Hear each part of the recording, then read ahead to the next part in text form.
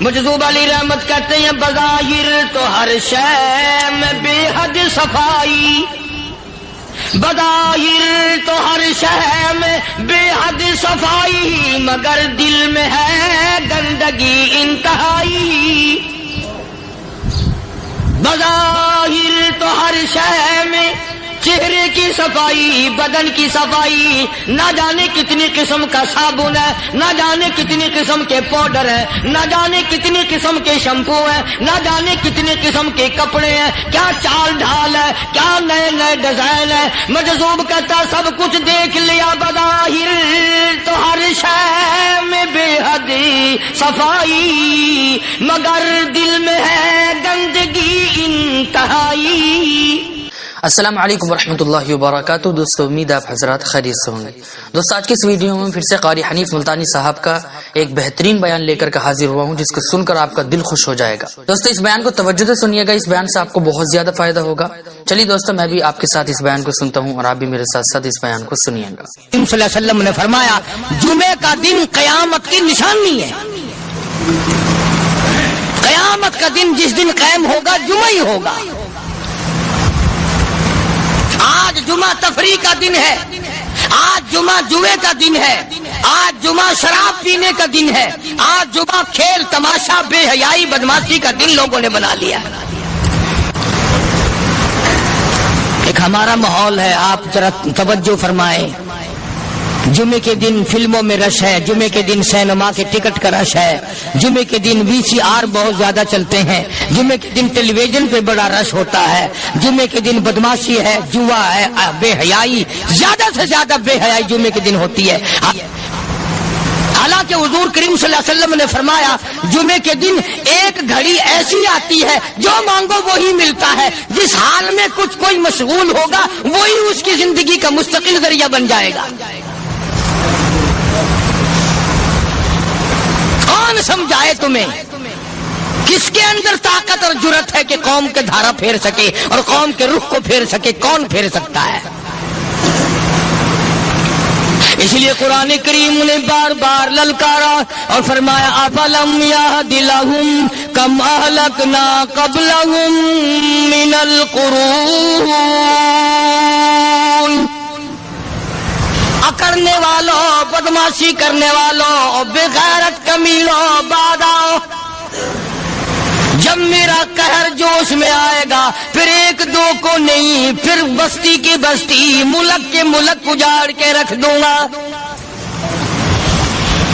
افلم یہد لہم کم اہلکنا قبلہم من القرون۔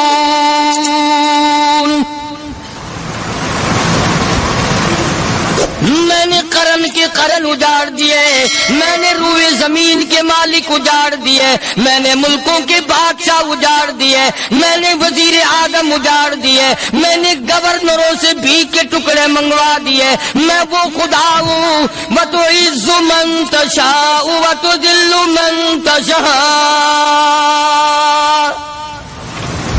بِيَدِكَ الْخَيْرُ إِنَّكَ عَلَى كُلِّ شَيْءٍ قَدِيرٌ۔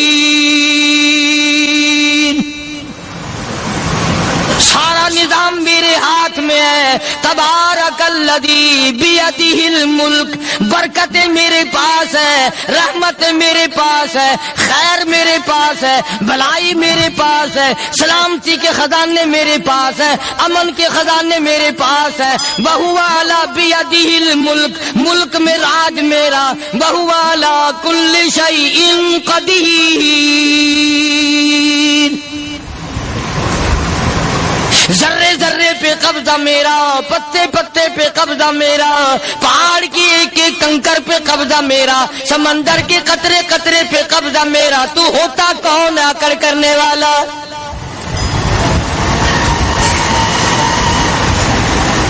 غور نہیں کرتے، سوچتے نہیں ہیں کہ کلام الہی ہمیں کیا بتانا چاہتا ہے۔ جناب عثمان رضی اللہ تعالیٰ عنہ فرماتے ہیں اور لوگوں میں نے ساری زندگی گزار دی اسلام کے بعد جس دن سے میں نے کلمہ پڑھا آخری دم تک کوئی جمعہ ایسا نہیں گزرا اللہ کے نام پر میں نے ایک غلام خرید کے آزاد نہ کیا ہو۔ پہلے لوگ بھی جمعے کے دن درود پاک کی کثرت کرتے تھے، خیرات کیا کرتے تھے کہ 8 دن کا کفارہ ہو جائے، اللہ تبارک و تعالی راضی ہو جائے۔ آج کے دن قیامت آئے گی، نہ جانے میرا کیا حال بنے گا، کن لوگوں میں میرا شمار ہوگا۔ مدنی کریم صلی اللہ تعالی علیہ وسلم کا دربار لگا ہوا ہے، مجلس ہے آقا مدنی صلی اللہ علیہ وسلم کی۔ وہ کتنے مقدروں والے جوان تھے جو اپنے محبوب صلی اللہ علیہ وسلم کی مجلس میں بیٹھتے تھے، وہ کتنے خوش بخت اور خوش نصیبے والے لوگ تھے جو اپنے آقا کے سامنے بیٹھتے تھے۔ حضور کریم صلی اللہ علیہ وسلم نے فرمایا مجھے 3 چیزوں سے بڑی محبت ہے، 3 چیزیں بڑی پیاری لگتی ہیں، 3 چیزیں دنیا میں بڑی مرغوب ہیں مجھے۔ فرمایا ایک نماز میری آنکھوں کی ٹھنڈک ہے۔ سرکار کی پسندیدہ بات سنو، فرمایا نماز میری آنکھوں کی ٹھنڈک ہے، جو نماز پڑھتا ہے وہ میری آنکھوں کو ٹھنڈا کرتا ہے، جو نماز نہیں پڑھتا کیا مطلب وہ مجھے رنج دیتا ہے۔ اور جامع ترمذی میں ایک حدیث موجود ہے، ارشاد ہے حضور کریم سب کہہ دو صلی اللہ علیہ وسلم کا، فرمایا کہ ہر پیر کے دن، ہر جمعرات کے دن ہر امتی کا نامہ اعمال میرے سامنے پیش کیا جاتا ہے، ہر امتی کا اعمال نامہ سرکار کے سامنے کر دیا جاتا ہے، تیرے فلاں امتی کا یہ عمل ہے۔ ذرا مسجد میں بیٹھے ہو، قبلے کی طرف منہ کیے بیٹھے ہو، لوگوں سوچو تو صحیح ہمارے اعمال نامے دیکھ کر آقا کو کتنا رنج ہوتا ہوگا، ہمارے کردار دیکھ کر، ہماری روح سیاہی کو دیکھ کر آقا کو کتنا رنج پہنچتا ہوگا صلی اللہ علیہ وسلم۔ ارے ہم نے حضور کی ذات اقدس کو رنج پہنچایا، پریشانی پہنچائی، تکلیف پہنچائی،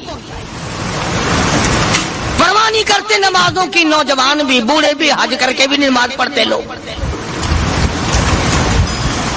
اور اب تو ویسے بھی دانا بینا لوگ ہیں۔ تو آپ نے ارشاد فرمایا کہ میری آنکھوں کی ٹھنڈک نماز میں ہے، 3 چیزیں مجھے پیاری ہیں پوری دنیا میں، 3 چیزیں پسندیدہ ہیں میری۔ سب سے پہلی فرمایا نماز میری آنکھوں کی ٹھنڈک ہے، قرۃ عینی فی الصلاۃ او کما قال النبی صلی اللہ علیہ وسلم۔ فرمایا جس امتی کا یہ دل کرے کہ میں نبی کی آنکھ ٹھنڈی ہو، اسے چاہیے کہ نماز پابندی سے پڑھے۔ دوسرا فرمایا وفادار عورت مجھے بڑی پسند ہے، حضور کریم صلی اللہ علیہ وسلم نے فرمایا وفادار عورت، ہائے ہائے ہماری ماؤں سے زیادہ وفادار کون ہوں گی۔ جناب عائشہ صدیقہ رضی اللہ تعالیٰ عنہ فرماتی ہیں کالی کملی والے کے گھر میں 3 مہینے چولہے میں آگ نہیں جلتی تھی۔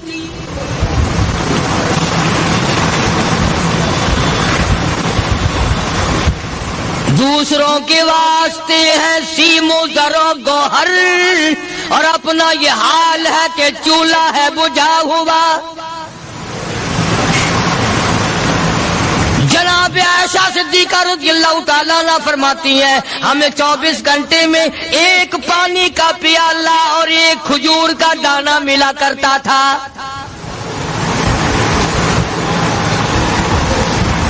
کبھی اپنی ماؤں کی خوراک تو دیکھو، خرچہ تو دیکھو،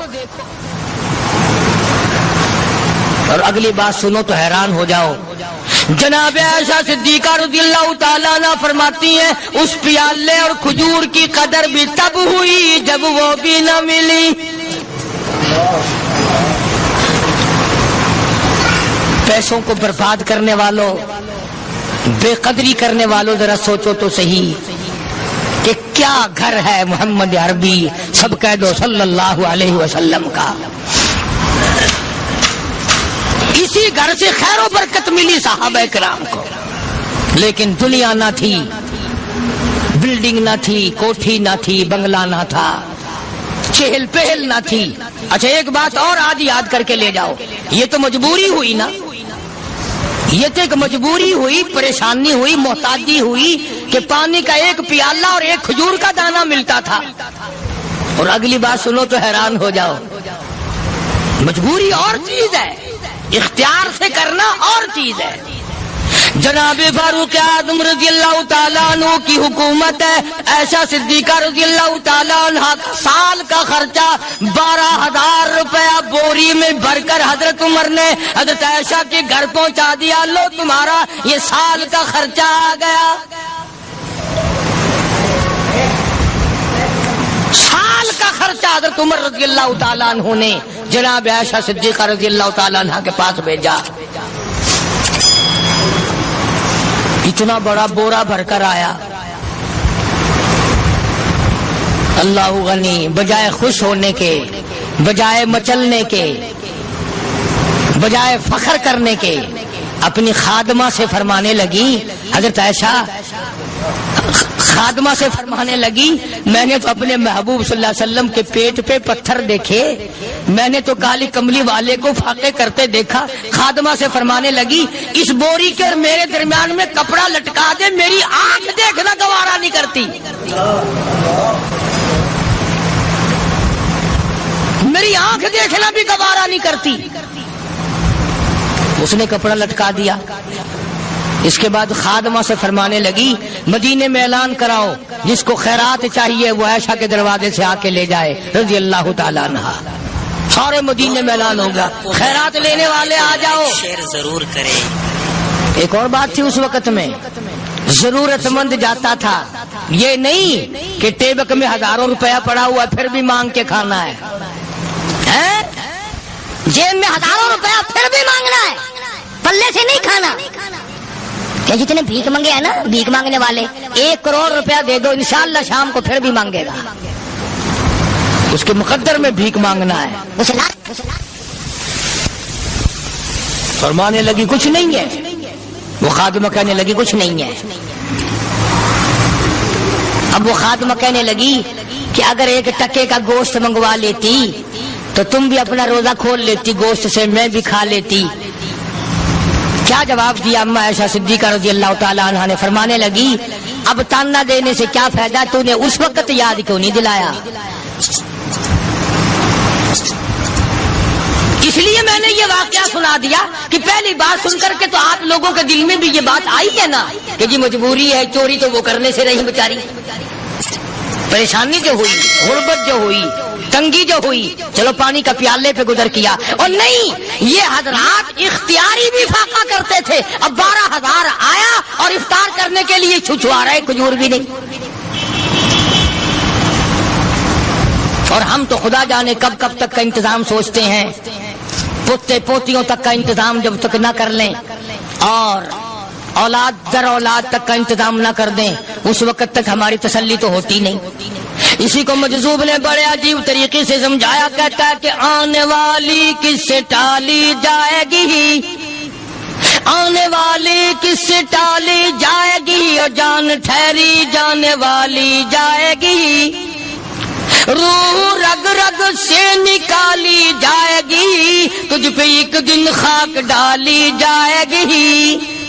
تیرے رشتہ دار عزیز اقربا دھڑا دھڑ مٹی پھینک کے ایسے آئیں گے گویا تجھے پہچانتے بھی نہیں. بڑی بڑی عجیب باتیں کہی مجذوب علیہ رحمت نے. اللہ کی رحمت نازل ہو اس کی قبر مبارک پہ آمین کا.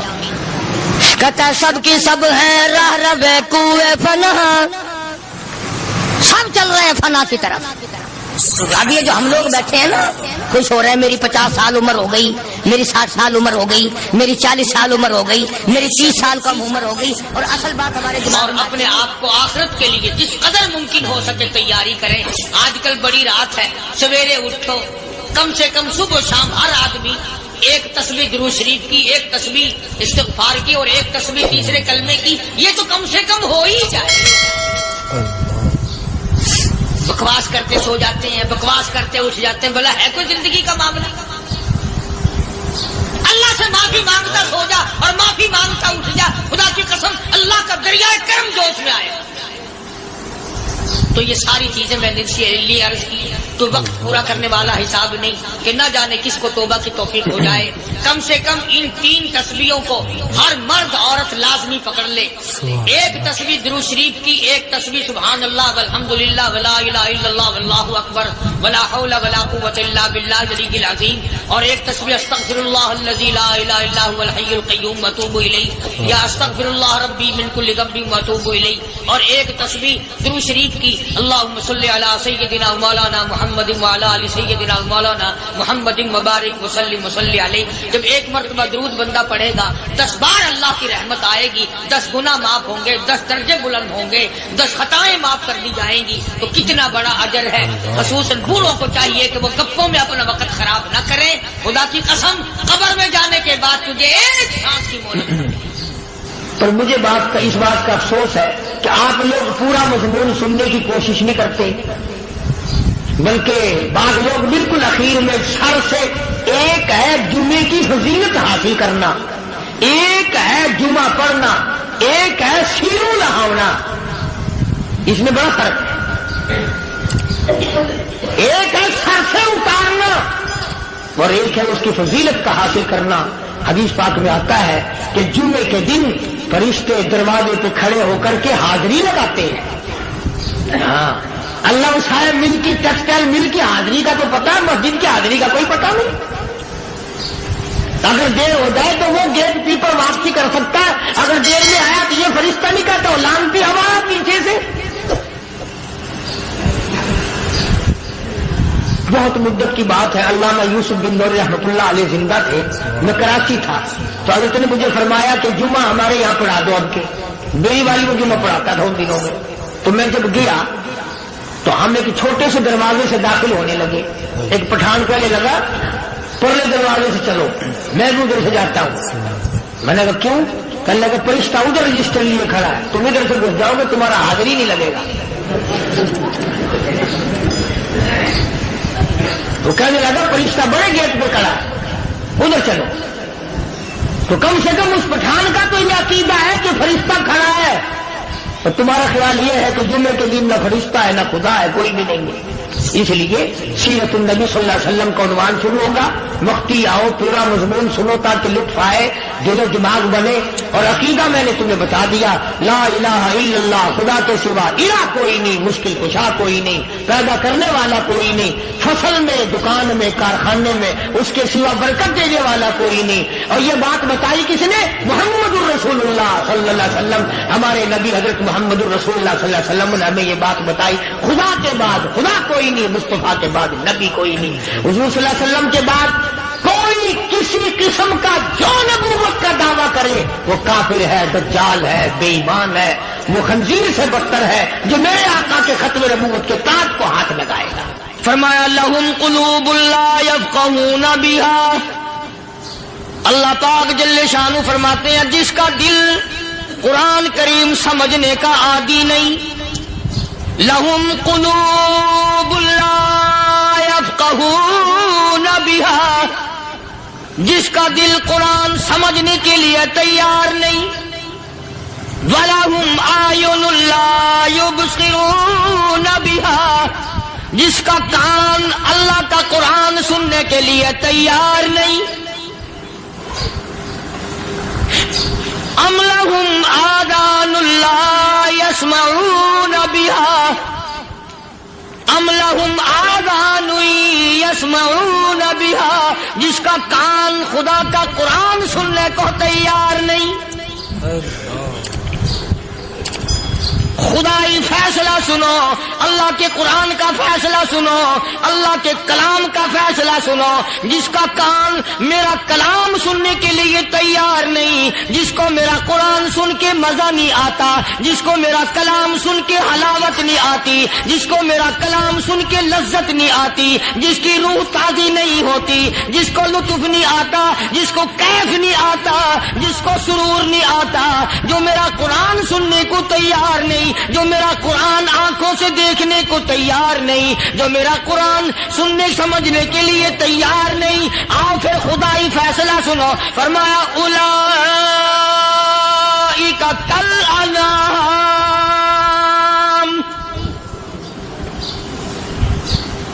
میرا فیصلہ نہیں، کسی پارٹی کا فیصلہ نہیں، کسی فرقے کا نہیں، کسی طبقے کا نہیں، کسی جماعت کا نہیں. فرمایا اولئک الانعام. پیدا کرنے والا مالک و خالق کہتا ہے مجھے اپنی کبریائی کی قسم یہ سارے جانور ہیں.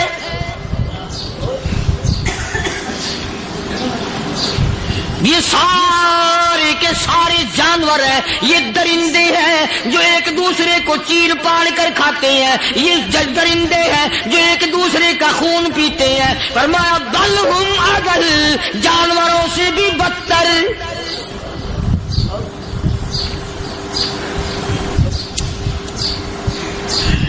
جس کے دل میں قرآن سن کر ترس نہیں، جس دل میں رحم نہیں، اپنے سے کمزور دیکھ کر جس کے دل میں شفقت نہیں، مہربانی کا مادہ نہیں.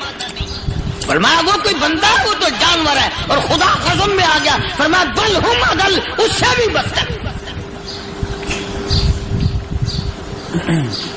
اللہ والے جو ہیں وہ ان خصلتوں کو دور کراتے ہیں اور وہ آدمی کے مزاج اور دل میں سے ایسی چیزیں نکالتے ہیں جو اس کی بربادی کا ذریعہ بنتا ہے. دل کی بیماریوں کا کسی کو فکر نہیں. بخار ہو جائے آپ چڑھ جائے آپ کو پتہ چل جاتا ہے، نزلہ ہو جائے آپ کو پتہ چل جاتا ہے، کھانسی ہو جائے پتہ چل جاتا ہے. دل کی بیماریوں کا کیا پتہ چلے؟ صحابہ اکرام رضوان اللہ تعالی علیہ مجمعین کی جماعت کے اللہ پاک کے محبوب حضرت محمد الرسول اللہ صلی اللہ تعالی علیہ وسلم نے دلوں کی صفائی کی. پہلے لوگ جھونپڑیوں میں کچے کوٹھوں میں رہتے تھے، نہ اتنی صفائی تھی نہ اتنی ترقی تھی. آج برتنوں کی صفائی دیکھو، کپڑوں کی صفائی دیکھو، مکان کی صفائی دیکھو، رات دن بس اسی دھندے میں لگے ہوئے. سارا دن برتن دھونے سے فرصت نہیں، سارا دن کپڑوں کے بناؤ اور سنوار میں فرصت نہیں. تو اللہ والے ایسے موقع پر بڑی عجیب بات کہتے ہیں. وہی مجذوب ہے، مجذوب علی رحمت کہتے ہیں بظاہر تو ہر شے میں بے حد صفائی، بظاہر تو ہر شے میں بے حد صفائی، مگر دل میں ہے گندگی انتہائی.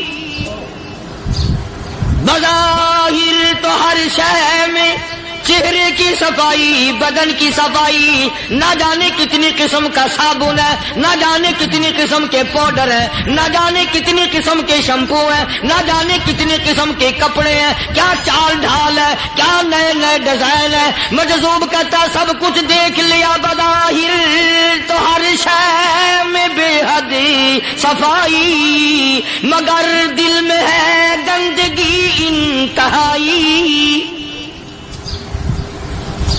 جس یار کی بیٹھک میں بیٹھ کے کھانا کھایا، جس رشتہ دار کی بیٹھک میں بیٹھ کے کھانا کھایا، اسی کی بہن کو دیکھ کر آبرو پہ ڈاکہ ڈالنے کا پروگرام ہے. جس دوست کے گھر میں بیٹھ کے کھانا کھایا، اسی دوست کی بیوی کی عزت لوٹنے کا پروگرام ہے. پرانے زمانے میں اب بھی دلی جیسے شہر میں اگر دعوت کی جاتی ہے تو وہاں ایک تشتری میں نمک آتا ہے سب سے پہلے. عرب میں بھی دستور تھا پرانے زمانے میں، اگر کوئی دعوت کرتا، کوئی تقریب کرتا، سب سے پہلے نمک آتا تھا. ایک ایک انگلی ہر شخص نمک چاٹتا تھا. کیا مطلب؟ جس نے نمک چاٹ لیا اب وہ نمک حرامی نہیں بنے گا. اس گھر میں چوری کرنا، اس گھر کی آبرو کا غلط تصور لانا، اس گھر کے مال میں خیانت کرنا وہ حرام سمجھتا تھا جس گھر کا میں نے نمک چکھ لیا. اور مسلمانوں کی بات نہیں، ہندوؤں کی بھی یہ باتیں تھی. مولانا محمد علی صاحب جلندری سب قید رحمت اللہ علیہ فرمایا کرتے تھے کہ ایک سکھ تھا بہت بڑا ڈاکو. مسلمان اور ہندو مل کر اس کو ساتھ ملا کر کے لے گئے کہ یہاں اس گاؤں میں اس پنڈ میں ڈاکہ ڈالے. سفر کر کے گئے، تکلیف اٹھا کے گئے. اس سکھ ڈاکو نے پوچھ لیا کہ یہ کون سا گاؤں ہے کہ یہ فلانا ہے. اچھا سارے کے سارے یہ تلاش کرو، یہ سوچ بچار کرو اپنے پنڈ کی، اپنے علاقے کی، کسی مسلمان کی، کسی ہندو کی، کسی سکھ کی، کسی چوڑے چمار کی اس گاؤں میں لڑکی تو نہیں؟ ہمارے یہاں سے کوئی لڑکی تو شادی ہو کے یہاں نہیں آئی ہوئی؟ ان ساروں میں سے کہنے لگا کہ ہمارے بھنگی کی لڑکی جمعدار کی یہاں آئی ہوئی ہے. کہنے لگا واپس چلو، بیٹی بیٹی ہے، چاہے بھنگی کی ہو یا نواب کی ہو. ارے کل بیٹی کا ڈولا دیا تھا کہ دھکا ڈالیں گے، شرم نہیں آئے گی؟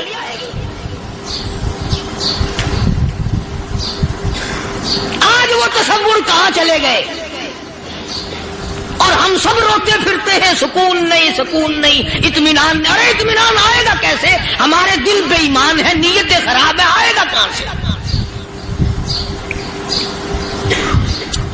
صحابہ کرام رضوان اللہ تعالی علیہ مجمعین کی جماعت نے اس قدر اس بات پہ محنت کی اور کوشش کی کہ غلط لقمہ بھی پیٹ کے اندر نہ چلا جائے. چنانچہ میں اعلان کہتا ہوں، 1,29,000 صحابہ کرام کالی کملی والے کے دیوانے اور پروانے، حضور کے یار جانثار، حضور کے ساتھ فاقہ کھانے والے، فاقوں مرنے والے، پتھر کھانے والے، اپنے بچوں کے ٹکڑے ہوتے ہوئے دیکھ کر لا الہ الا اللہ محمد الرسول اللہ کی صدا بلند کرنے والے صحابہ کرام کا یہ حال تھا. پیدل سفر کر کے جاتے تھے یہودی عیسائی، شام نکل گئے، فلسطین نکل گئے، ہندوستان آ گئے، 2 سال لگ جاتے تھے. اپنی جوان بیٹیوں کو مسلمانوں کے گھروں میں چھوڑ کے آ جاتے تھے. کبھی نگاہ نبوت نے جن کو رنگ دیا تھا، کبھی کسی صحابی پہ ذرہ برابر الزام نہیں لگا. ان یہودیوں کا، ان عیسائیوں کا یہ عقیدہ تھا کہ محمد صلی اللہ علیہ وسلم کے جو غلام ہیں، ان کی نگاہ بھی پاک ہے، ان کے دل بھی پاک ہیں، ان کے ارادے بھی پاک ہیں، ان کے ہاتھ بھی پاک ہیں.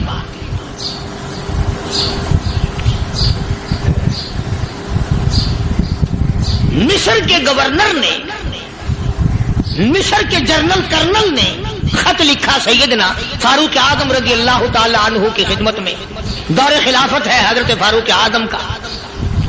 کیا خط لکھا کہ حضور مجھے کافی وقت گزر گیا ہے اور فلاں علاقے میں آپ کے حکم سے ہم نے جانا ہے اور راستہ صرف ایک ہے اور اس راستے میں جال بچھا دیا گیا. اب مجھے مشورہ دیں، میں کیا کروں؟ حکم دیں مجھے.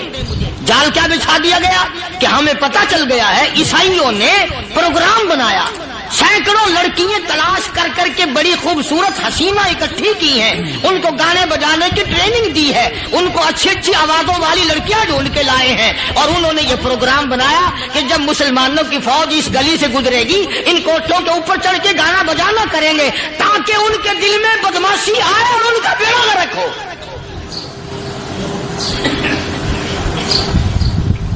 کبھی کافر کا یہ عقیدہ تھا کہ مسلمان کا دل بگڑا تو یہ گیا، اس کی نیت میں خرابی آئی اور یہ تباہ ہوا. جناب فاروق اعظم رضی اللہ تعالیٰ عنہ نے اسے یہ خط نہیں لکھا کہ تو قرآن پڑھا کر، تو نفل پڑھا کر.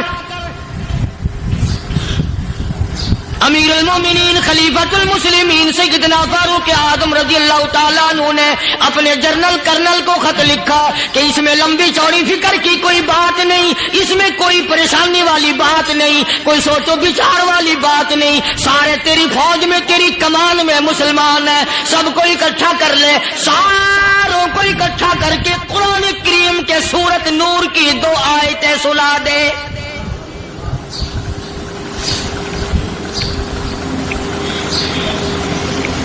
یہ بھی نہیں فرمایا کہ سزا سناؤ، اتنے کوڑے لگیں گے، جو خلاف کرے گا یوں قید ہوگی، یہ کورٹ مارشل کر دیا جائے گا. کچھ نہیں.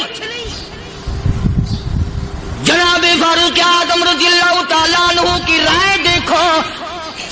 ان کے خیال میں قرآن کریم میں اتنی بڑی طاقت ہے، اتنی بڑی عظمت ہے، اتنی بڑی کرامت ہے، کلام الہی میں اتنا بڑا شرف ہے. اعلان کر دیا، فرمایا اپنے کرنل کو ساری فوج کو، لشکر کو اکٹھا کر کے قرآن کریم کی فلاں فلاں آیت سنا دے.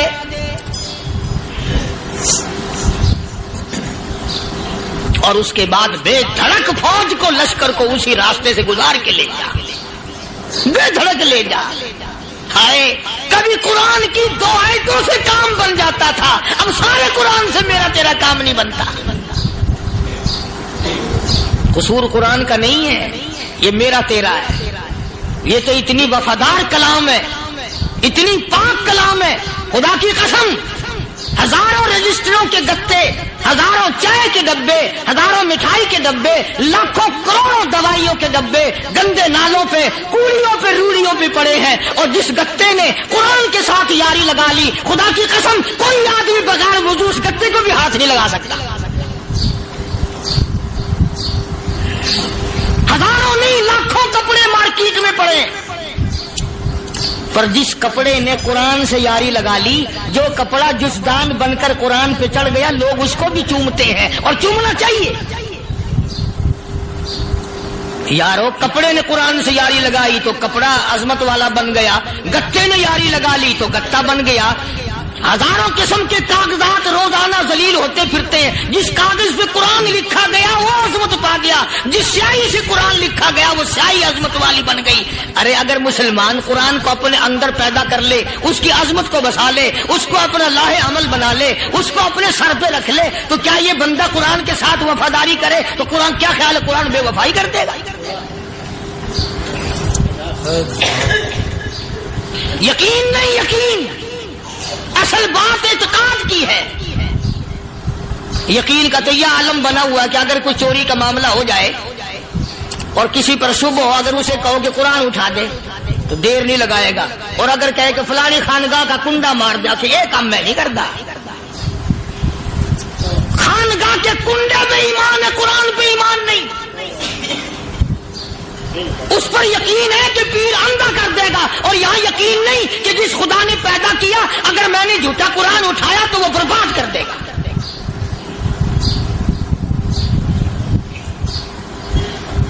عجیب عجیب لوگ. چنانچہ مصر کے کرنل نے، مصر کے جنرل نے ساری فوج کو اکٹھا کر لیا. اس نے بھی یہ بات تو نہیں کہی کہ فاروق اعظم کو دوبارہ خط لکھتا کہ حضرت یہ تو 2 آیتیں آپ نے لکھی، یہ تو سارا قرآن روز پڑھتے ہیں، پر بنے گا کیا؟ جیسے فاروق اعظم کا یقین تھا، فاروق اعظم کی فوج کے کرنل کا بھی یقین ہے، فاروق اعظم کے فوج کے جنرل کا بھی یقین ہے. اس نے ساری فوج کو اکٹھا کیا، لشکر کو جمع کیا، اور اس کے بعد کہنے لگا قل للمؤمنین یغضوا من ابصارکم وَيَحْفَظُوا فُرُوجَهُمْ ذَلِكَ أَزْكَىٰ لَهُمْ إِنَّ اللَّهَ خَبِيرٌ بِمَا يَصْنَعُونَ. او لوگو، خدا تمہیں کہتا ہے اپنی آنکھوں کی حفاظت کرو. اگر تمہاری نظریں غلط جگہ پڑی، اپنی عزت کی حفاظت کرو، اپنی آبرو کی حفاظت کرو. اگر غلط نظریں پڑی، غلط استعمال ہوئی، ان اللہ خبیر بما یصنعون.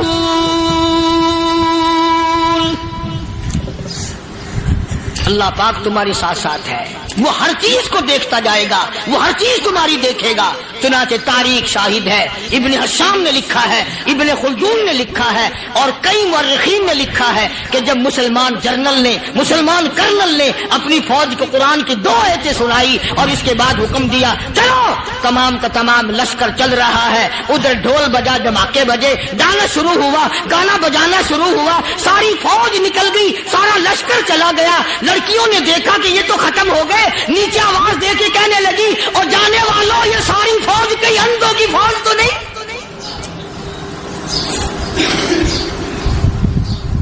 یہ حسن کا نظارہ اور یہ ڈانس اور یہ آواز، ہم ناچ ناچ کے تھک گئی، کوئی سر نہیں اٹھاتا.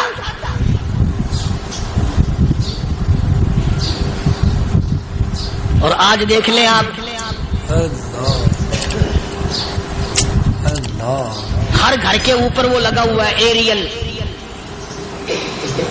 لعنت کا ایریل لگا ہوا ہے، لعنت کا ایریل. حاجیو تم کیا کہتے ہو کہ ہمارے گھر کا اس میں کیا بگڑے گا؟ خدا کی قسم وہ بگڑتا ہے، وہ دیمک لگتی ہے، وہ تباہی پھرتی ہے، تمہیں پتہ بھی نہیں چلتا. تم نے کیا سوچ رکھا ہے؟ مسلمان کرنل کے حکم پہ ساری فوج نکل گئی.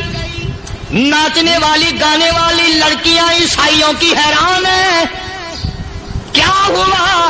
لاکھوں کی تعداد میں فوج گزر گئی، کوئی نگاہ اٹھا کے نہیں دیکھتا.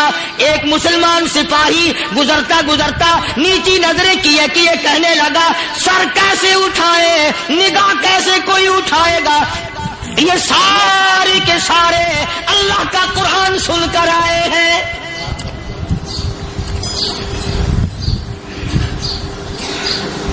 کیسے کوئی نگاہ اٹھائے گا؟ کیسے کوئی سر کو اٹھائے گا؟ یہ سارے کے سارے اللہ کا قرآن سن کر آئے ہیں. ان کا عمل ہوا نا قرآن پہ، ان کے عمل کا کتنا بڑا اثر پڑا. مورخین نے لکھا، ابن حشام لکھتا ہے عیسائی لڑکیوں نے چھلانگیں لگا دی، کوٹھی سے نیچے آ گئی، کہنے لگی عام مسلمانوں وہ قرآن ہمیں بھی سنا کے جاؤ جس میں اتنی اسپرٹ ہے، اتنی طاقت ہے، جو حسن کے نظارے سے روک دے، جو گانے بجانے سے روک دے. یہ تو آدمی کے دل کا سکون ہے. نہ گانا سنتے ہو نہ حسن کا نظارہ کرتے ہو. جاتے والے یوں نہ جاؤ، ہمیں بھی وہ قرآن سنا کے جاؤ.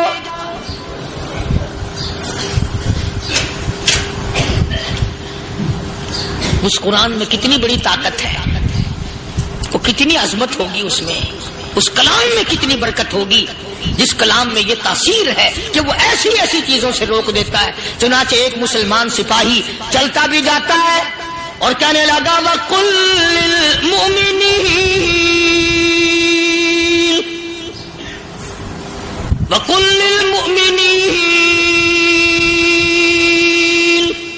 قرآن کی آیت پڑھ کے سنائی. سینکڑوں نہیں بے شمار لڑکیاں ایک مسلمان کی زبان سے اللہ کا قرآن سن کے کہنے لگی اور جانے والوں چھوڑ کے نہ جاؤ، ہمیں بھی کلمہ پڑھاؤ.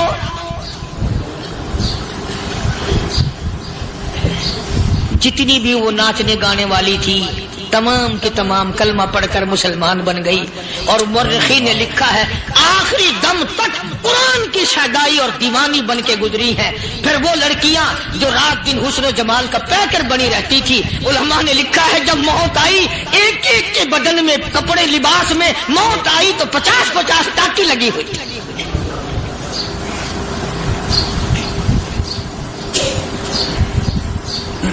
بظاہر تو آج بھی بڑی جھاڑا پنجی ہے، بڑی صفائی ہے، بڑی دوڑ دھوپ ہے. اسی کو مجذوب الاعلان کہتا بظاہر تو ہر شے میں بے حد صفائی، مگر دل میں ہے گندگی انتہائی، کبھی اس کے دھوکے میں آنا نہ بھائی، یہ سب ہے رعائی، یہ بس ہے رعائی. یہ تو چیز ہی کچھ نہیں. بڑے بڑے دھندے ہمیں پلٹتے دیکھے، بڑے بڑے نظام بگڑتے دیکھے. محمد عربی صلی اللہ تعالی علیہ وسلم کے دربار میں بڑے بڑے لوگ آتے تھے. اللہ غنی، نگاہ نبوت نے جس کو رنگ دیا سبحان اللہ، پھر قیمت بن گیا. وہ اسلام کے دولت سے پیچھے نہ ہٹا. کوئی پیچھا پھر کے دیکھا ہی نہیں کہ ہم کیا کر رہے ہیں. ایک لذت تھی، ایک کیف تھا، ایک سرور تھا صحابہ کرام. کہاں سے وہ چیز ہم لائیں؟ کیسے ہم میں وہ چیز پیدا ہوگی؟ جنگ بدر ہوا، بڑی بہترین بات ہے، توجہ لکھ کے لے جاؤ، انشاءاللہ قبروں میں دعائیں دو گے. جنگ بدر ہوا، 70 سے زیادہ کافر پکڑے گئے، مدینے میں پکڑ کے قیدی بنا کر کے لائے گئے. تنگ دستی کا زمانہ ہے. 1 سال نہیں ہوا مسلمان گزر کے آئے تھے، مار کھا کے آئے، پریشان ہو کر آئے، دن دولت چھوڑ کر لٹا کر آئے. ان کے پلے کیا تھا؟ شام کا وقت ہوا، مدنی کریم صلی اللہ تعالی علیہ وسلم نے مسجد کے دروازے میں کھڑے ہو کر اعلان فرما دیا کون ہے، کون ہے جو میرے مہمانوں کو کھانا کھلائے. اور وہ مہمان کوئی شہنشاہ نہیں تھے، ہیں بھی کافر، ہیں بھی اسلام کے دشمن، آئے بھی صحابہ کرام کو مارنے، میدان جنگ سے پکڑ کے لائے گئے، جنگی قیدی ہیں. اس نبی کی طرف کبھی منہ کیا کر جس نبی کا تو غلام ہے، امتی بڑا پھرتا ہے. فرمایا کون ہے جو میرے مہمانوں کو کھانا کھلائے؟ صحابہ کرام میں سے کسی نے 2 پکڑ لیے، کسی نے 1 کو ساتھ لے لیا. ایک بنادار سا غریب سا صحابی ہے، اس نے ساتھ لے لیا ایک مہمان اور گھر لے کے گیا. بیوی کو کہنے لگا کہ کھانا کتنا کھائے؟ کہ بس 1 آدمی جوگا ہے، 1 آدمی کی کافی ہوگا. کان میں کہنے لگا اپنی بیوی کے، دستور تھا عرب کا، مہمان اور میزبان اکٹھے کھایا کرتے تھے. اپنی گھر والی کے کان میں کہنے لگا کہ اس کے آگے کھانا رکھ دیں گے مہمان کے، جب یہ کھانا شروع کر دے گا کسی بہانے سے دیوا بجھا دیو، میں یوں ہی منہ کو خالی ہلاتا رہوں گا، یہ کھانا کھا لے گا، پیٹ بھر جائے گا اس کا. چنانچہ کھانا آگے رکھ دیا، جو کچھ بھی تھا. اس نے کھانا شروع کیا کہ جی آپ بھی کھائیں، کہ ہاں میں بھی کھا رہا ہوں. بس یوں ہی کھانے میں بھی ہاتھ لگائے، منہ کو بھی ہاتھ لگائے اور منہ کو چلائے بھی برابر. بیوی نے چراغ بجھا دیا. یہ عمل تو صحابی کر رہا ہے اپنے گھر میں. ادھر قرآن کریم نازل ہو گیا محمد کریم صلی اللہ علیہ وسلم کی ذات پہ. فرمایا وَيُؤْثِرُونَ عَلَىٰ أَنفُسِهِمْ وَلَوْ كَانَ بِهِمْ خَصَاصَةٌ وَمَن يُوقَ شُحَّ نَفْسِهِ فَأُولَٰئِكَ هُمُ الْمُفْلِحُونَ. اور میرے محبوب مبارک ہو، تیری امت میں ایسے لوگ بھی ہیں جو اپنا منہ خالی ہلا رہا ہے، بیوی بھوکی بیٹھی ہے، چراغ بجھائے بیٹھی ہے اور اپنے ہاتھ کو خالی چلا رہا ہے اور میرے بندے کا پیٹ بھر رہا ہے. اور میرے محبوب مجھے اپنی عظمت کی قسم، میں تیری ان دیوانوں پہ جنت واجب کر چکا.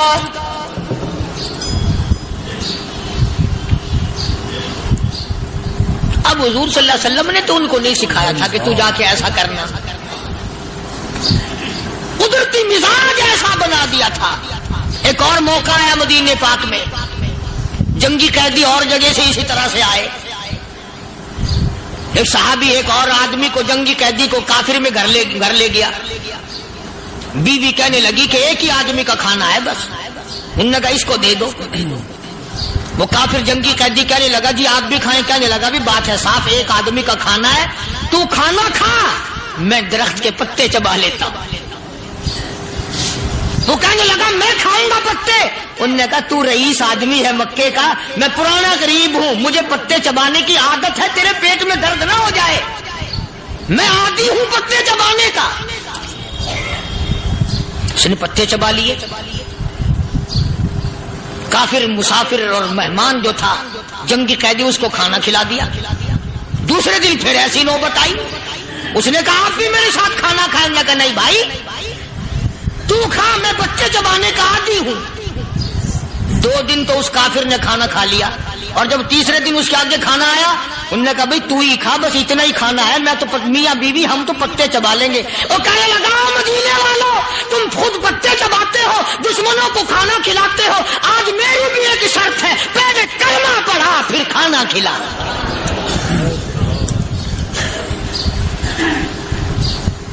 آج میری بھی ایک شرط ہے. 2 دن کے عمل نے کفر کو مٹا دیا، اسلام چمک گیا.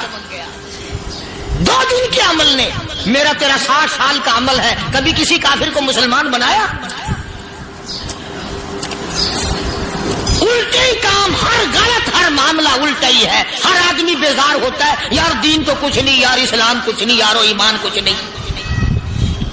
اسی کو قرآن کریم نے للکار کے آواز دے کے فرما دیا لوگوں ایسی گڑبڑ نہ کرو ورنہ میں وہ خدا ہوں. فأخذتكم الصاعقة وأنتم تنظرون.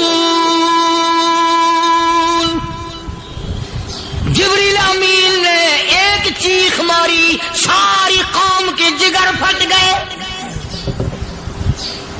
میں وہ خدا ہوں، لا تركضوا وارجعوا إلى ما أترفتم فيه ومساكنكم لعلكم أنكم تسألون. لوگ مکان چھوڑ کے بھاگتے ہیں، ماحول چھوڑ کر بھاگتے ہیں، معاشرہ چھوڑ کر کے بھاگتے ہیں. خدا کہتا آؤ جن مکانوں پہ تمہیں ناز تھا وہ یہ کھڑے بھاگ آ رہے.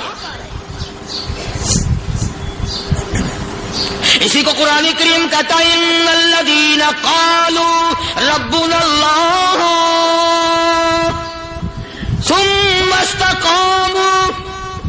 وہ آدمی جس نے لا الہ الا اللہ محمد الرسول اللہ صلی اللہ علیہ وسلم پڑھا، اللہ کی توحید کا اقرار کر لیا، او میرے مالک تیرے سوا میرا کوئی مشکل کشا نہیں، حاجت روا نہیں، میرے دل کے بھید کو جاننے والا نہیں، میری بگڑی بنانے والا کوئی نہیں، اجڑوں کو بسانے والا کوئی نہیں، کھیتی کو آباد کرنے والا کوئی نہیں، ایک دانے سے سینکڑوں دانے بنانے والا تیرے سوا کوئی نہیں.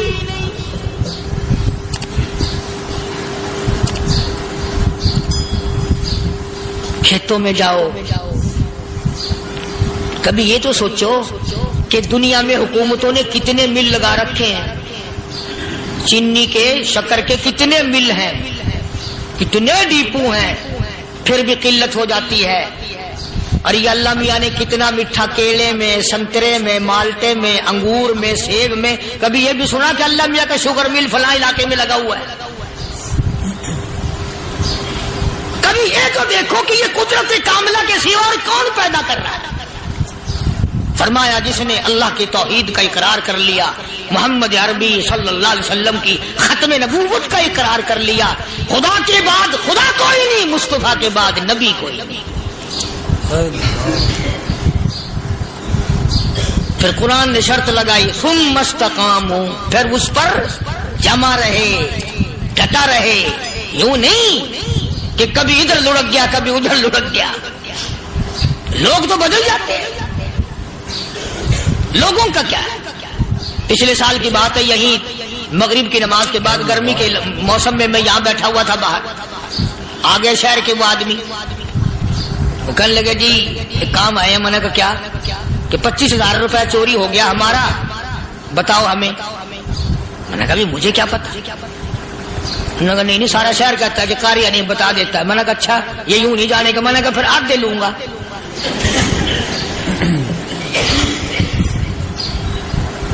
25,000 گم ہوئے ہیں نا، 12.5 میرے 12.5 تمہارے. کہنے دیکھو نا جی بال بچے چھوٹے چھوٹے غریب بچے ہیں جن کے وہ پیسے ہیں. میں نے کہا اچھا میں بادشاہ لگا ہوا ہوں.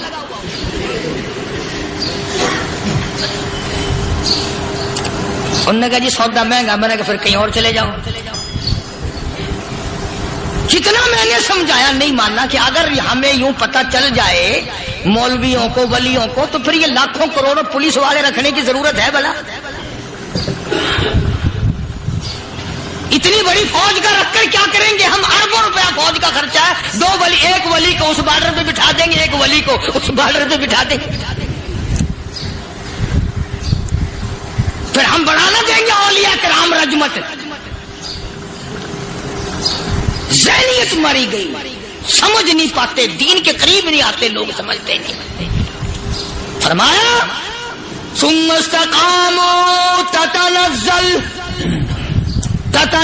علیہم الملائکۃ الا تخافوا ولا تحزنوا وابشروا بالجنہ التی کنتم توعدون.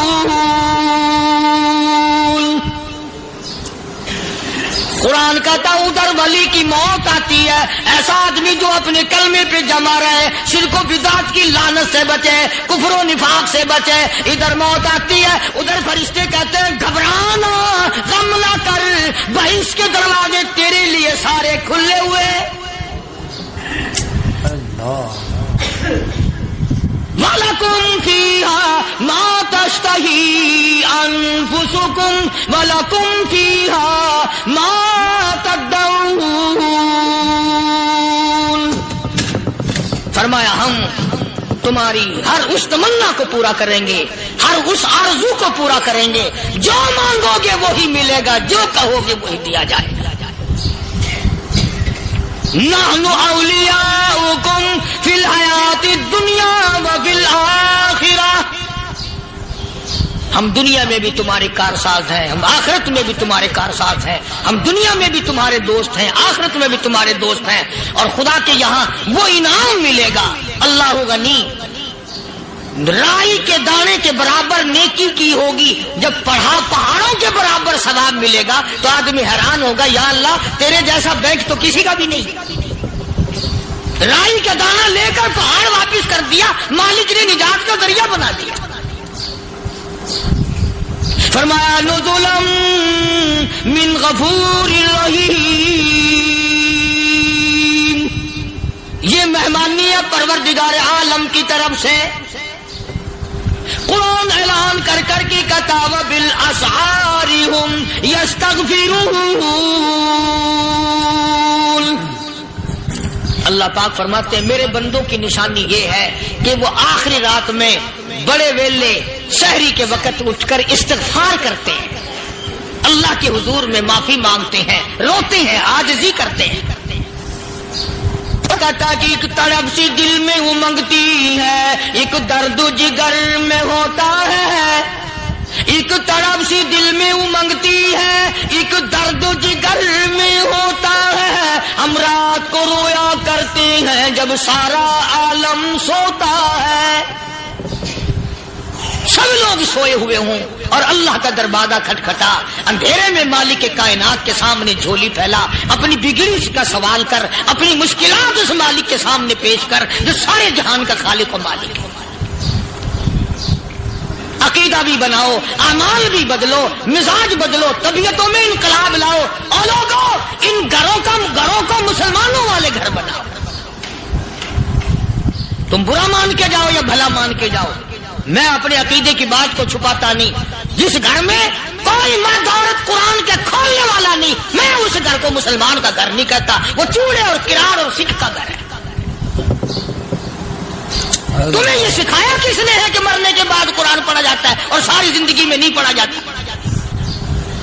یہ قرآن مردوں کے لیے تھوڑی آیا، یہ زندوں کے لیے آیا۔ حدیث پاک میں آتا ہے حضور کریم سب کہہ دو صلی اللہ علیہ وسلم نے فرمایا، عیسیٰ علیہ الصلوۃ والسلام ایک قبرستان سے گزرے، گورستان سے گزرے تو ایک قبر کو دیکھا، وہ نبی ایسا تھا، اس کے معجزات ایسے تھے۔ قبر میں دیکھا تو ایک بڑھیا جل رہی ہے، سڑ رہی ہے، تباہ ہو رہی ہے، رو رہی ہے۔ تو عیسیٰ علیہ الصلوۃ والسلام پناہ کر کے وہاں سے گزر گئے۔ چند دنوں کے بعد جو اسی قبر کے پاس سے گزرے تو عیسیٰ علیہ السلام کو دھیان آیا کہ اس قبر میں ایک بڑھیا بڑی عذاب بھگت رہی تھی، مگر اس دن جو دیکھا وہ تو عیش میں بیٹھی ہے، تخت میں بیٹھی آرام کر رہی ہے۔ سیدنا عیسیٰ علیہ الصلوۃ والسلام نے اللہ پاک سے سوال کر دیا، الہی مرنے کے بعد تو آدمی کوئی نیکی بھی نہیں کر سکتا، اس نے کیا کر لیا کہ اس کا سارا نظام بدل گیا؟ آواز آئی، اے عیسیٰ لکھ کے لے جاؤ یہ بات، حضور کا فرمان ہے۔ فرمایا اے عیسیٰ، اس مائی کے چھوٹے سے پوتے نے استاد کے پاس جا کر کے پڑھا بسم اللہ الرحمن الرحیم، اس ننھے سے منہ سے، چھوٹے سے منہ سے جب یہ لفظ نکلا، اے اللہ تو بڑا مہربان ہے، تو بڑا کریم ہے۔ عیسیٰ چھوٹے سے منہ سے جب نکلا، وہ تو معصوم تھا، اس کے منہ سے جب نکلا نا کہ میں بڑا مہربان ہوں، میں نے اس معصوم بچے کے صدقے میں اس کی دادی پہ کرم کر دیا۔ اس کے نام میں بڑی برکتیں ہیں، اس اللہ کا نام لینے میں بڑی برکتیں ہیں۔ گڑ میں مٹھاس ہے، اللہ کے نام میں مٹھاس نہیں۔ ٹافیوں میں مٹھاس ہے، اللہ کے نام میں مٹھاس نہیں۔ تم نے چکھ کے نہیں دیکھا، اگر تم چکھ لو خدا کی قسم دنیا کی کوئی چیز اچھی نہ لگے اللہ کے نام کے مقابلے میں۔ اللہ پاک مجھے اور آپ سب کو اپنا نام لینے کی توفیق عطا فرمائے، اپنے قرآن کی تلاوت کرنے کی توفیق عطا فرمائے، اور اپنا ذکر اور اپنا فکر اور اپنے شکر کی توفیق عطا فرمائے، اور اللہ پاک ہم سب کو یہ ہمت دے کہ مرتے دم تک ہم قرآن سے یاری کریں، قرآن سے وفاداری کریں۔ جناب سیدہ ام کلثوم رضی اللہ تعالی عنہا بڑی حسین، بڑی خوبصورت سیرت کے اعتبار سے بڑی اعلیٰ درجے کی پیدائش نبی کے گھر میں ہوئی، پلی نبی کے گھر میں، تربیت نبی نے اپنی نبوت والے ہاتھوں سے کی۔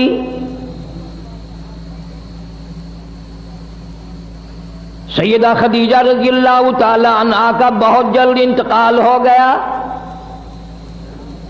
اسی سال میں حضرت ابو طالب کا بھی انتقال ہو گیا. مدنی کریم صلی اللہ تعالی علیہ وسلم پر اتنی پریشانی آئی, اتنا بوجھ آیا, آپ نے اس سال کا نام عام الحزن رکھ دیا, غم کا سال نام رکھ دیا.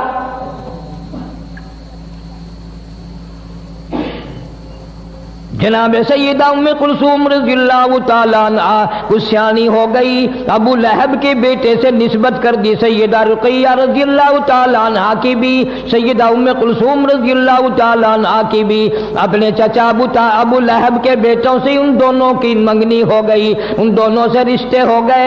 اعلان نبوت ہوا. وہ چچا جس نے نبی پاک صلی اللہ تعالی علیہ وسلم کی پیدائش پہ باندیاں آزاد کی, لونڈیاں آزاد کی, مٹھائی تقسیم کی, سارے مکے میں ادھم مچایا. اور دنیا والوں میرے یتیم بھتیجے کو دیکھو, آج کی بات میرے گھر میں چراغ جلانے کی کوئی ضرورت نہیں. پیدائش کی وقت اتنی محبت کرنے والا, اتنا مسرت کا اظہار کرنے والا, اتنی خوشی منانے والا, جب آپ نے فاران کی چوٹیوں پہ کھڑے ہو کر اعلان فرمایا یا ایھا الناس, او لوگو قولوا لا الہ الا اللہ محمد الرسول اللہ, او لوگو کہو اللہ کے سوا کوئی حاجت روا نہیں, مشکل کشا نہیں, بیمار کو تندرستی دینے والا کوئی نہیں, اولاد دینے والا کوئی نہیں, اجاڑنے والا کوئی نہیں, بسانے والا کوئی نہیں, بادشاہ بنانے والا کوئی نہیں, بادشاہ کو اٹھا کر پھانسی کے تختے پہ لٹکا دینے والا اس کے سوا کوئی نہیں.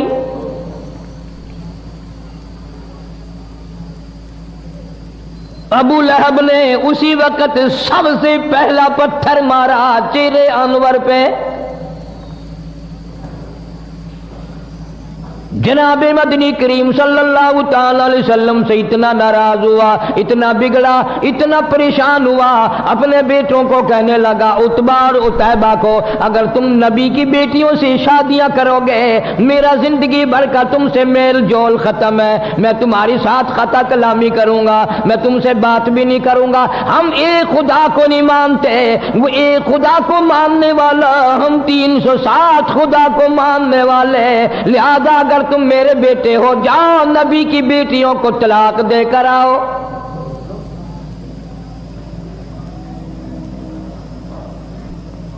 دھیوں کے درد وہی جانتے ہیں جن کے دھی ہیں, جن کے دھی نہیں وہ اس درد کو جانتے ہی نہیں. کس طرح نبھانی پڑتی ہے, کس طرح گزر کرنی پڑتی ہے, کس طرح سر جھکا کے اپنا وقت گزارا کرنا پڑتا ہے. محمد عربی صلی اللہ تعالی علیہ وسلم کے دروازے پہ ابو لہب کے چچا کے دونوں بیٹے آئے, اور بڑے نے تو صرف انکار کر دیا, ابھی رخصتی تو ہوئی نہیں تھی, لیکن چھوٹے نے نبی کریم صلی اللہ تعالی علیہ وسلم کی شان میں گستاخی بھی کی, بے ادبی بھی کی, دھی کی گالیاں بھی دی.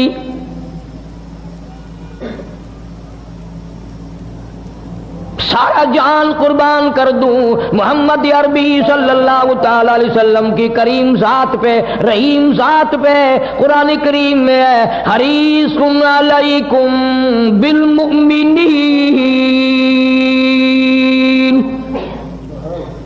علیکم بالمؤمنین رؤوف الرحیم.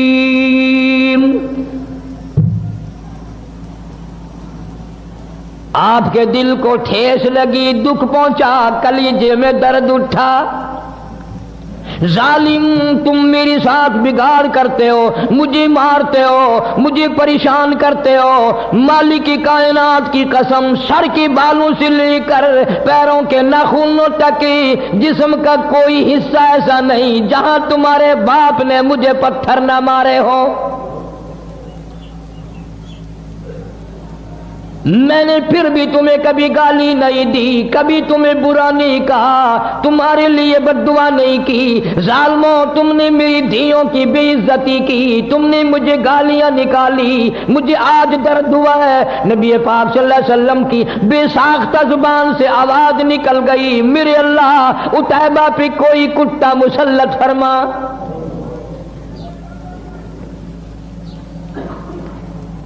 لا الہ الا اللہ محمد الرسول اللہ اتنا سستا نہیں جتنا تو نے سمجھ رکھا ہے۔ تیرے گیان سونے کی قیمت ہے، چاندی کی قیمت ہے، کپڑے کی قیمت ہے، دکان کی قیمت ہے، مکان کی قیمت ہے، کلمے کی کوئی قیمت نہیں۔ جا کلمے کی قیمت پوچھنی ہو سیدہ ام کلثوم رضی اللہ تعالیٰ عنہا کی قبر سے پوچھ کیا، اور پیغمبر کی بیٹی کلمے کی وجہ سے تجھے کتنے صدمے اٹھانے پڑے۔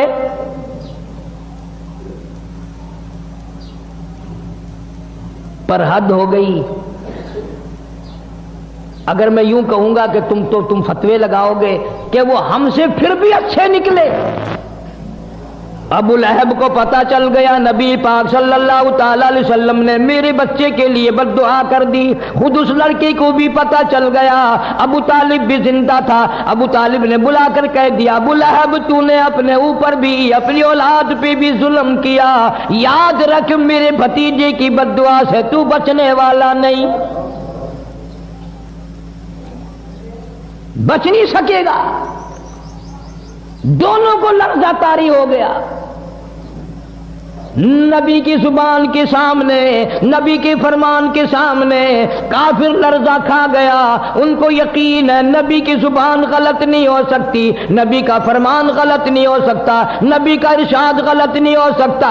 ابو لہب کافر کو بھی یقین ہے تو اتنا بڑا مسلمان ہے، حاجی ہے، نمازی ہے، غازی ہے، تو افسر بنا پھرتا ہے، تو ذمہ دار بنا پھرتا ہے، لیکن مالک کی کائنات کی قسم تجھے حضور کی زبان پہ یقین کوئی نہیں۔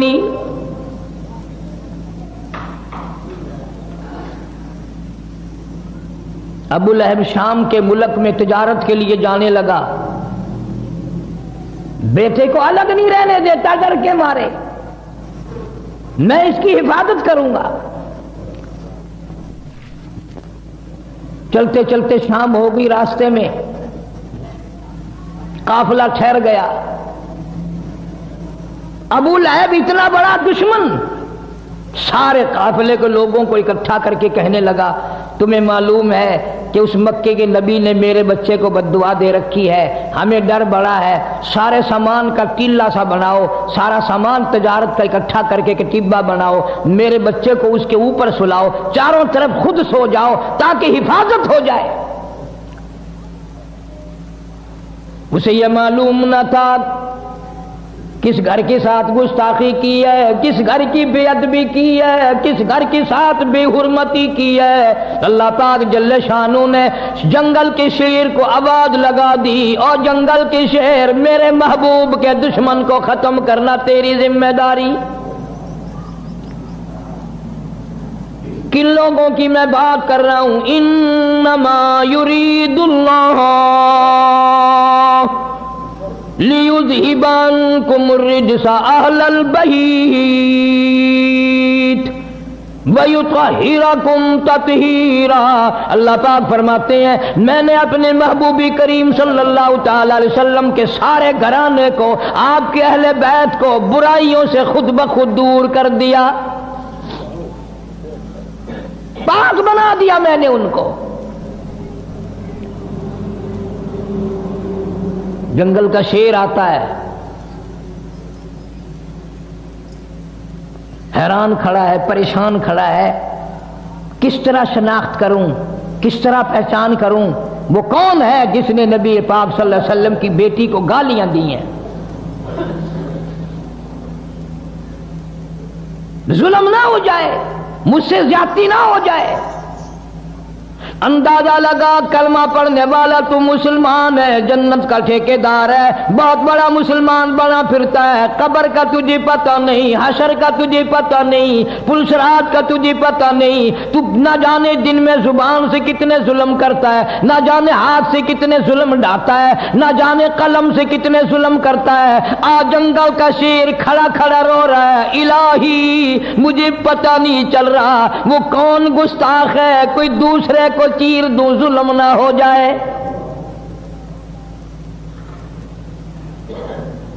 درندہ شرما رہا ہے،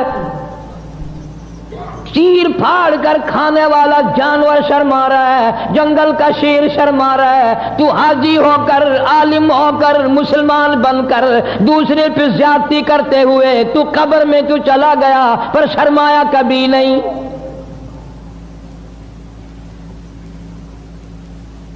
تیرا خیال یہ ہے کہ یہ رات دن کے معاملات بس یوں ہی جیسے ہوا گزر رہی ہے یوں ہی گزر جائیں گے؟ نہ نہ، ایک ایک سانس ریکارڈ ہو رہا ہے۔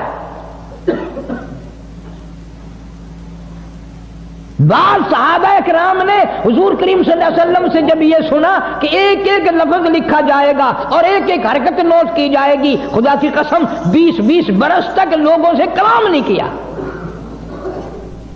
چھوڑ گئے تھے بولنا چولنا بھی۔ جنگل کا شیر انتظار میں کھڑا ہے، اللہ پاک جل شانہ کی طرف سے جنگل کو آواز آئی، شیر کو آواز آئی، اور جنگل کے شیر ان سب کے منہ دیکھ لے سونگ کر، جس کے منہ سے نبی کی دھی کو گالیاں دینے کی، بے ادبی کی، گستاخی کی بو آئے، بدبو آئے، اس کو مار ڈالنا ہے۔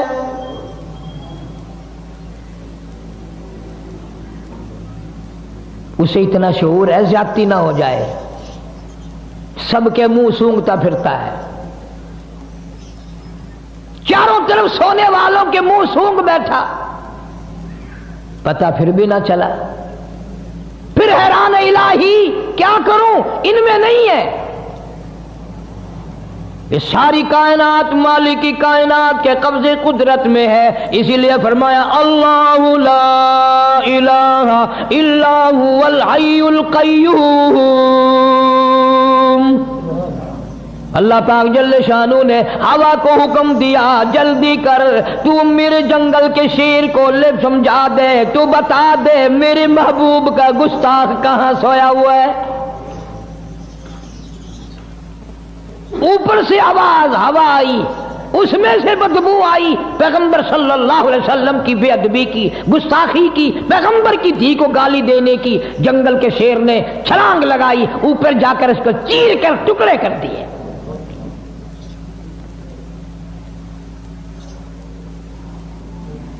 جا اللہ پاک تجھے مدینے پاک کی زیارت نصیب فرمائے، نبی پاک صلی اللہ تعالی علیہ وسلم کے گنبد خضرا پہ جا اور وہاں جا کر پوچھ کیا کالی کملی والے تیرا اس لا الہ الا اللہ محمد الرسول اللہ پہ کیا خرچ ہوا ہے؟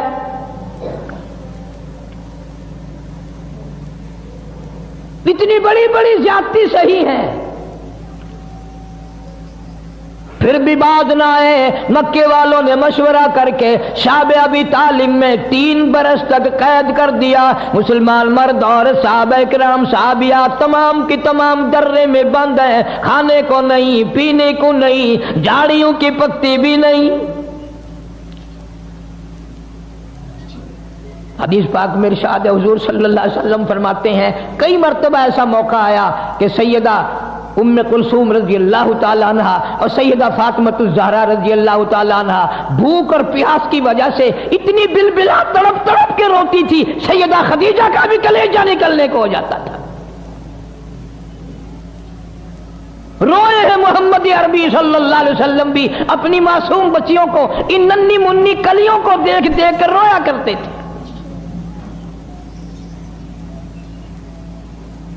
کوئی قتل قتال کا جھگڑا نہیں، کوئی لین دین کا جھگڑا نہیں، جھگڑا صرف یہ ہے کہ یہ ایک اللہ کو کیوں مانتے ہیں، سارا نظام ایک اللہ کے بارے میں کیوں کہتے ہیں کہ وہی چلاتا ہے۔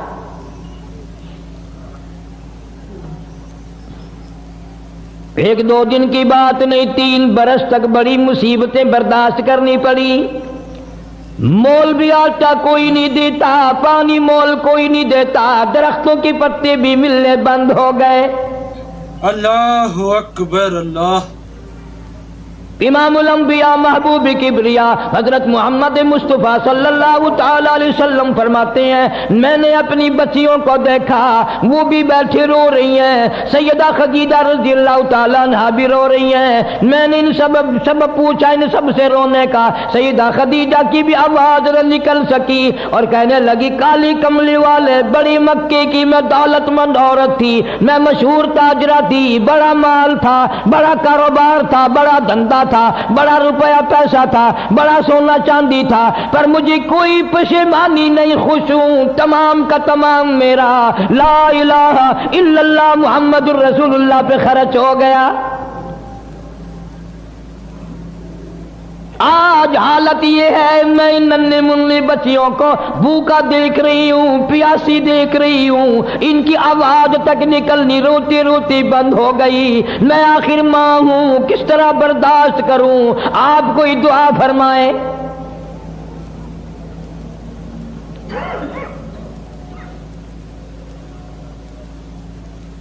3 سال کے عرصے کے بعد سیدہ خدیجہ رضی اللہ تعالی عنہا کے بھتیجے کو پتا چلا کہ میری بوا میری پھوپھی خدیجہ اتنی بیمار ہے، اتنی بھوکی ہے، اتنی پیاسی ہے کہ آج کل میں اس کا دم نکلنے والا ہے۔ باوجود کفر کے، رشتہ دارانہ قرابت کے، مدنی کریم صلی اللہ علیہ وسلم نے روتے ہوئے فرمایا او مکے والوں چلو ہمارا تمہارا توحید باری تعالیٰ میں جھگڑا ہے، کلمے کی وجہ سے جھگڑا ہے، لیکن یہ ہمارے بچے، یہ ہماری بچیاں، تم قریش کے خاندان کے ہو، عرب کے باشندے ہو، تم تو فخر کیا کرتے تھے مہمان نوازی پہ، ان بچوں کو تڑپتے ہوئے دیکھ کر مذاق کرتے ہو۔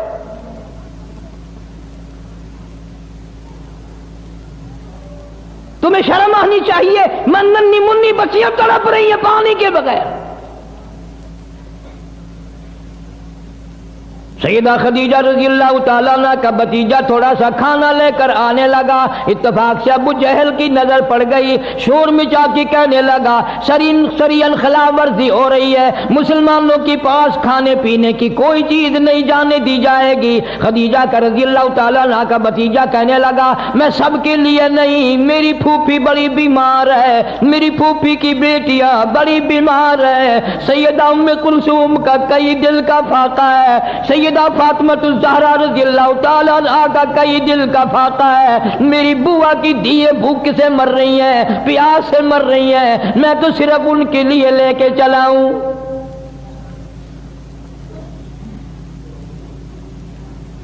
شکر ہے اس زمانے کے لوگ بعد موقع پر کفر و کافر ہونے کے باوجود بھی صلہ رحمی قرابت داری کو جوش مارتی تھی۔ ارے آج دیکھ لو بھائی کھا رہا ہے، بہن دیکھ رہی ہے، بہن کھا رہی ہے، بھائی دیکھ رہا ہے، اس کے بچے مر رہے ہیں اسے پرواہ نہیں، اس کے بچے مر رہے ہیں اسے پرواہ نہیں۔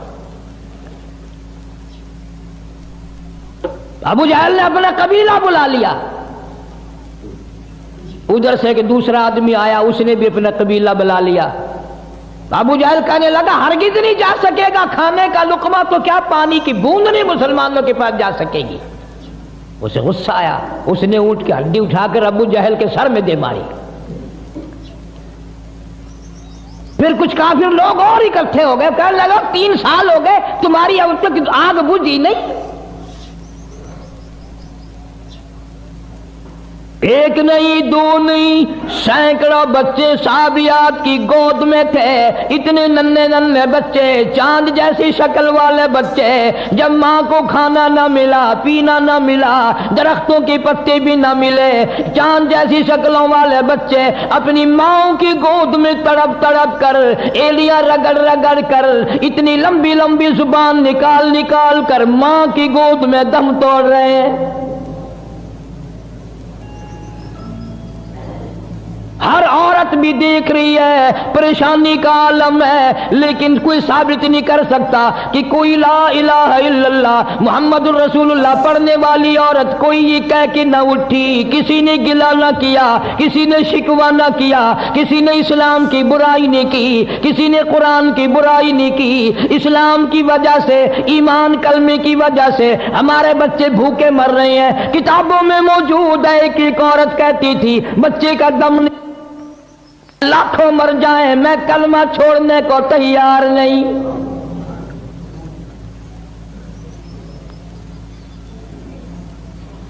ہم رات دن میں کئی مرتبہ چھوڑ دیتے ہیں، جب بے ایمانی کرنے کا موقع ملے گا جب ہی چھوڑ دیں گے۔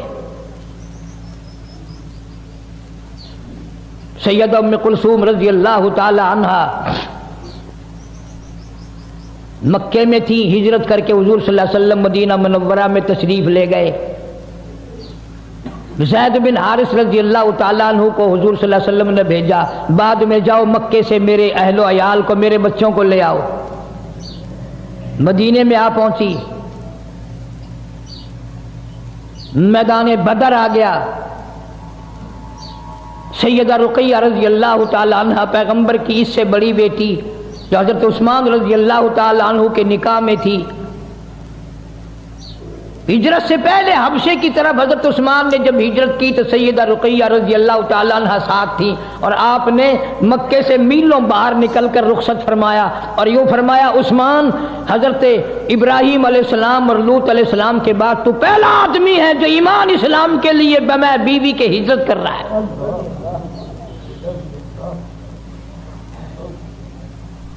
اس گھر کا ہر آدمی نرالا، میں نے عرض کیا۔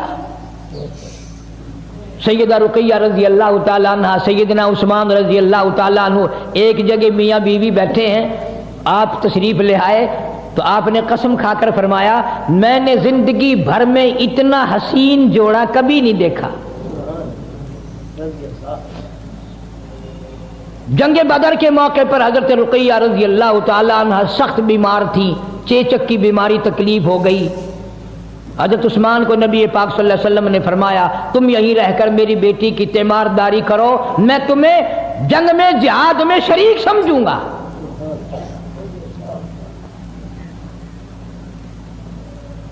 کتابوں میں آتا ہے کہ جب جنگ بدر سے حضور صلی اللہ علیہ وسلم واپس تشریف لائے تو جنت البقیع میں قبر کے کنارے پر حضرت رقیہ رضی اللہ تعالیٰ عنہ کا جنازہ رکھا ہوا تھا۔ بعد میں مدنی کریم صلی اللہ تعالی علیہ وسلم جب بھی حضرت عثمان پر نظر پڑتی رضی اللہ تعالیٰ عنہ روتے نظر آتے،